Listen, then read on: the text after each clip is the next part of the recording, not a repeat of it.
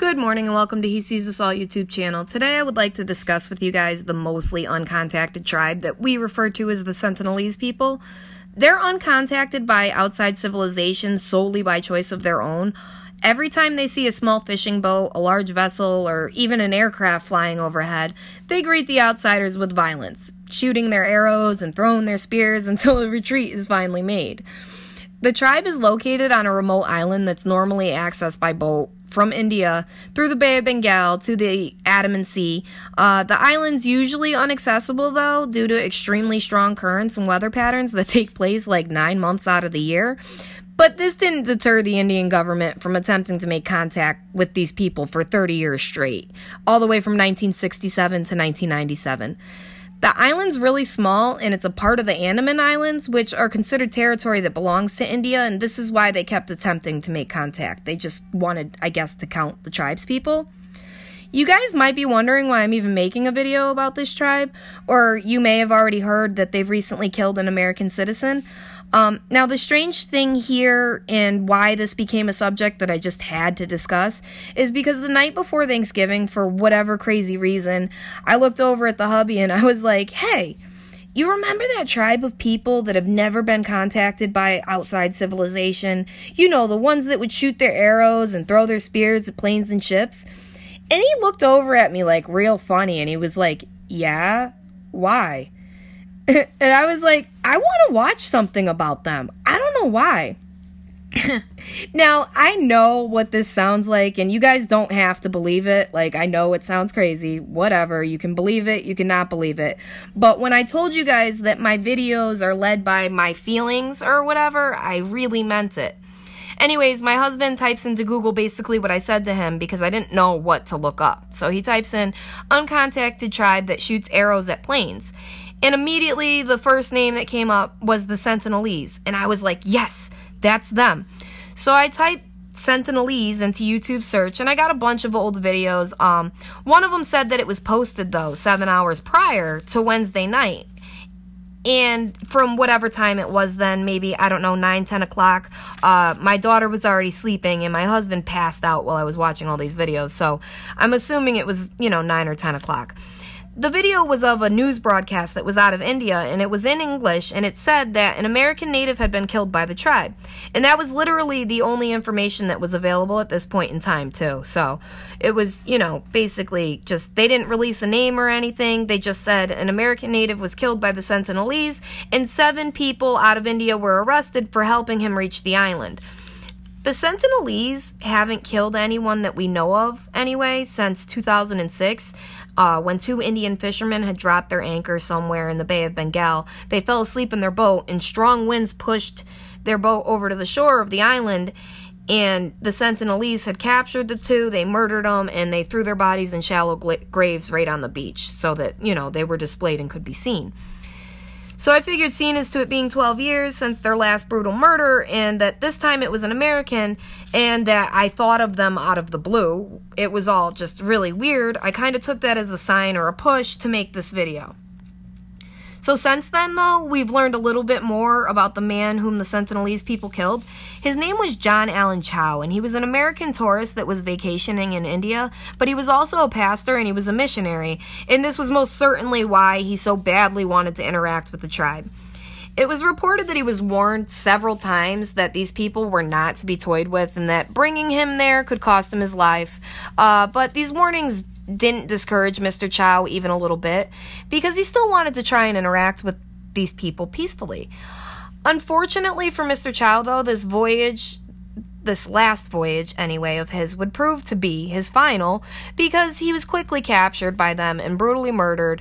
Believe it or not, though, I kind of get this man's curiosity and urge to see these people, and I'm sure that he thought that being an unarmed visitor, that the tribe wasn't going to kill him because he wasn't presenting himself as any kind of threat. But the tribe reacted as they normally do, and the man lost his life. He was there a couple times prior, though, and I guess he was shot with arrows and injured, and for whatever reason wanted to go back. So, there's actually only one recorded interaction with these people that didn't end in a barrage of arrows. In 1991, one of the Indian government's expeditions, the Sentinelese came out of the dense forest and they had a much different demeanor this time. They seemed like a little curious, and they didn't immediately start shooting their arrows off. So this could be maybe for a variety of different reasons. Maybe their leader or chief was more accepting to an interaction. During the video, and I'm going to play it for you guys in just a second, 2 of the Sentinelese are wearing like these gold jewelry bands and headdresses. So maybe these 2 were the tribe's leaders. They're the only ones really decorated. Or maybe even their defense tribesmen were just too far away, and this gave, you know, the men that were visiting a little more time to prove that they were of no threat to the tribe or whatever. Whatever the reason was, though, this would be the first and last peaceful interaction with the Sentinelese people. I'm going to guess that the people in the tribe got really sick, or it's even possible that one of the female Sentinelese was hurt badly, or maybe even lost her baby. I'm going to play the video for you guys, and when I do, I want you to pay attention to what happens.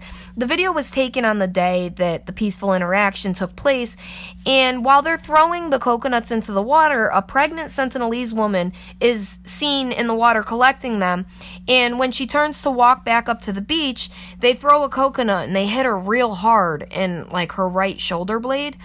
And I mean, she was hit really hard. She immediately fell forward onto all the coconuts that she had just collected. She got back up, grabbed what she could, and ran back up into the woods. And you don't see this woman again in the water collecting the coconuts. So maybe the Sentinelese see outsiders as cursed because every time they make contact, something really bad happens or somebody in the tribe dies. Whatever the reason is for this, though, I'm not sure. I want you to watch the woman who gets hit. She's most certainly with child, and for whatever reason, the video cuts out at the very end. So I'm going to play it for you guys. To overcome limited communication and uncertain vocabulary. Coconuts do not grow on these islands, but they are valued by the Sentinelese.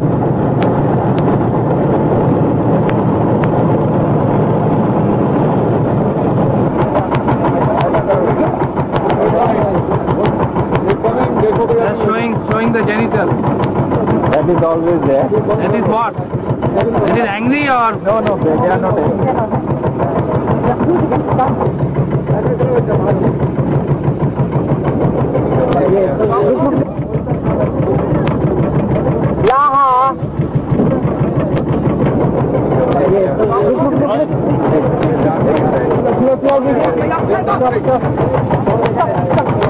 They're dancing.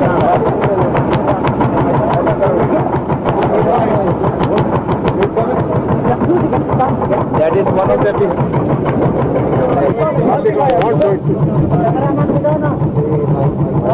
Laha! Laha! Laha! Laha! Dag! Dag! Miguel! Dag! Please try to protect yourself. Any moment they can come. Dag! Laha! Laha! Dag! Dag! Laha! Dag! Daga means coconut. Laha means come here. These words are familiar to the Jarawa tribe. We do not know if the Sentinelese understand it.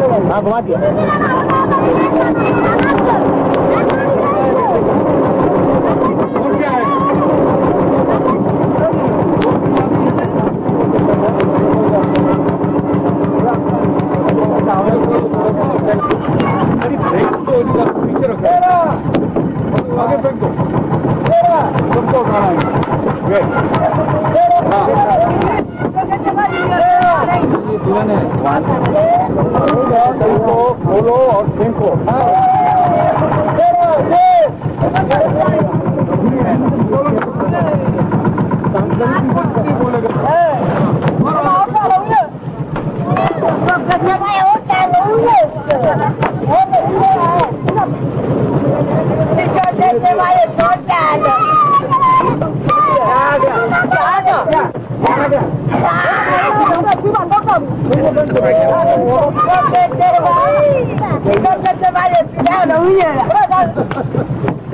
She immediately takes off. The sound cuts out here too, I'm not sure why, but if you see, this woman runs up the beach and you don't see that woman again.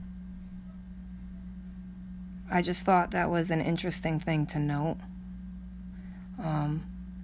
They're still collecting the coconuts and such, but she took off and you don't see her again. Maybe she was injured, you know, internally when she landed on those coconuts. Maybe it hit the fetus somehow. Again, these are all assumptions. These are just thoughts I had, but this was the only interaction that went well with this tribe.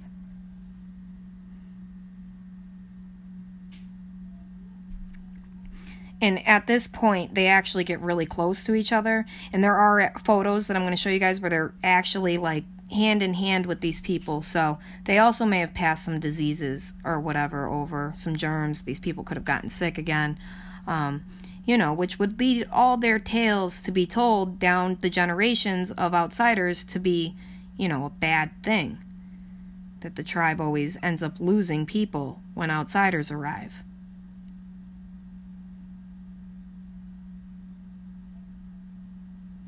But this time it went well.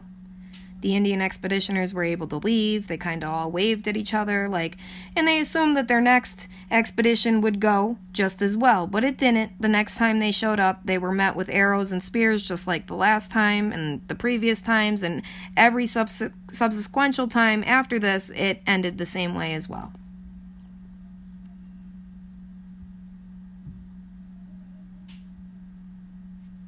One other thing I noticed, too, is that the narrators said coconuts do not grow on the island but are valued by the Sentinelese.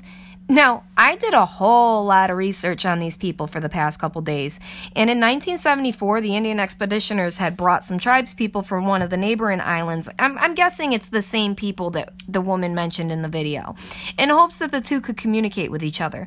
Come to find out, they couldn't understand each other, like, at all. Their languages were extremely different, so yelling Gaga and Laha, I'm guessing, wasn't helping even a little, and stating that the coconuts are valued by the Sentinelese is just outright ridiculous. This is an assumption and most certainly not a fact, and to say any different would just be a complete lie.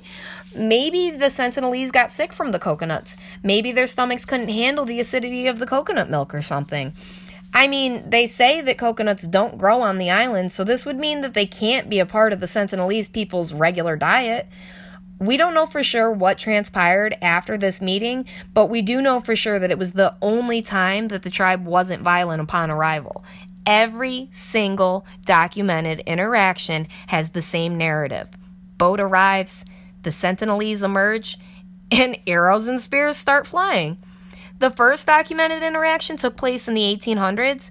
In 1880, British administrator Mr. Portman landed on and explored the entire island, I'm guessing. I don't know, maybe part of it. He found empty huts, though, and he may or may not have interacted with the tribe at this time. The information that was left by Mr. Portman was very vague, which I guess they said was weird, like and out of character for him.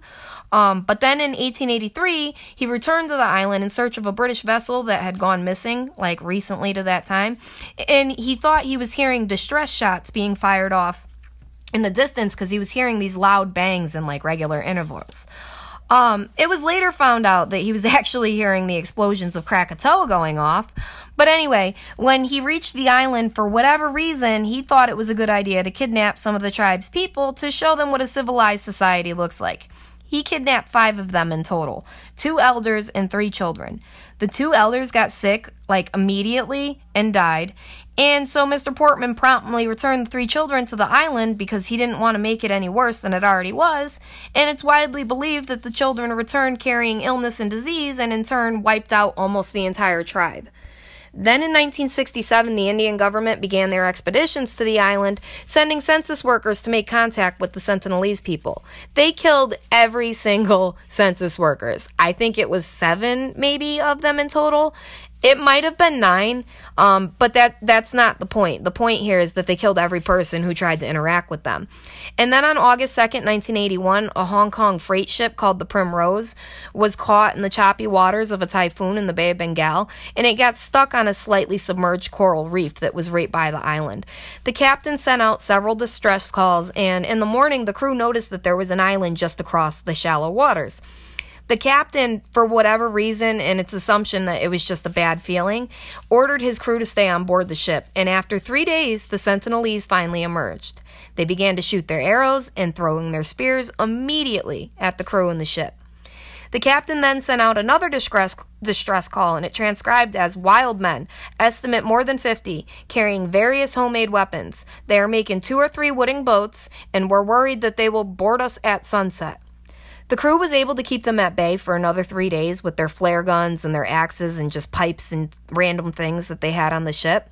And they were then rescued by helicopters, which were also fired upon by arrows throughout the entire rescue. So they were lucky to all make it out with their lives. The ship still sits there today, and this is an image of the wreck. You can still go to Google Maps and zoom in to see the wreckage yourself, and that's where this photo came from. So if you guys want, you could check that out for yourselves. I just thought that it was kind of interesting that it's still sitting there and you can see it from, satellite imagery. So my thoughts on these people are a little bit strange, and again, my thoughts are what led me to make this video for you guys. So I feel that these people already belong to God, which is unfortunately why Mr. Chow was there. He wanted to bring Jesus to these people, which again, I can see, or at least understand, this guy's, extreme determination and dedication to meet the tribe. I also read somewhere, like I said, that he visited more than once. So, some news agencies are saying that, he went to the island once, but there's it's documented that he went there a few times beforehand, and every interaction was violent. So I don't know why he continued to go back. But these people, they've managed to remain isolated since, as far as we can tell, the first tribes migrated out of Africa. So if you think about it, their DNA is seriously untampered with. So maybe this is God's safe zone and future ancestors of the next civilizations that are to embody this place that we call Earth. I know that's a crazy thought, but they are literally the only people who have been untouched by technology, untouched by many of these diseases, and have not fallen into the modern way of thinking in life. A tsunami had hit the island in 2004, and it completely changed the island's geography. And the Indian government was sure that it had wiped out the entire tribe, so they sent one of their Coast Guard helicopters over to check on them, and immediately the Sentinelese emerged, violent as ever. So it was later learned that the tribe, for whatever reason, moved to higher ground before the tsunami even hit. So you could even assume that they still carry almost an animalistic kind of instinct. I guess not really animalistic, but an instinct that we have long lost in the domestication of society. Because that's what we've become, really. A bunch of domestic house cats who forgot how to hunt. I don't know. I hope you guys all enjoyed this video and found the Sentinelese to be as interesting as I do. May God bless you all, and I hope you're all going to join me in my next.